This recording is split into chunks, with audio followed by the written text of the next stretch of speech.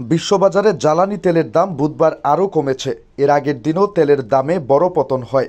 মূলত লিবিয়ায় পরিস্থিতির উন্নতির প্রত্যাশা ও বৈশ্বিক চাহিদা নিয়ে উদ্বেগ দেখা দেওয়ায় তেলের দাম কমছে। বুধবার সকালের দিকে দেখা যায় বিশ্ববাজারে নভেম্বরের জন্য ব্রেন্ট ক্রুডের দাম ব্যারেল প্রতি ৩৭ সেন্ট বা ০.৫% কমে $৭৩.৩৮ দাঁড়িয়েছে। এর আগের সেশনে দাম কমে ৪.৯%। তাছাড়া অক্টোবরের জন্য ওয়েস্ট টেক্সাস ইন্টারমিডিয়েটের দাম ৪১ সেন্ট বা ০.৬% কমে $৬৯.৯৩ দাঁড়িয়েছে।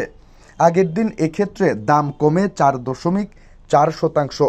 ফলে উভয় বেঞ্চমার্কের দামই গত ডিসেম্বরের পর কমে সর্বনিম্ন হয়েছে। মূলত লিবিয়ায় রাজনৈতিক সংকটের সমাধান হচ্ছে এমন প্রত্যাশায় তেলের দাম পতনের দিকে, কারণ দেশটিতে রাজনৈতিক অস্থিরতার কারণে উৎপাদন কমিয়ে দেওয়া হয়। এদিকে চীন ও যুক্তরাষ্ট্রের দুর্বল অর্থনৈতিক পূর্বাভাসের কারণে জ্বালানি তেলের চাহিদা নিয়ে উদ্বেগ রয়েছে। এতে চাপে রয়েছে তেলের বাজার।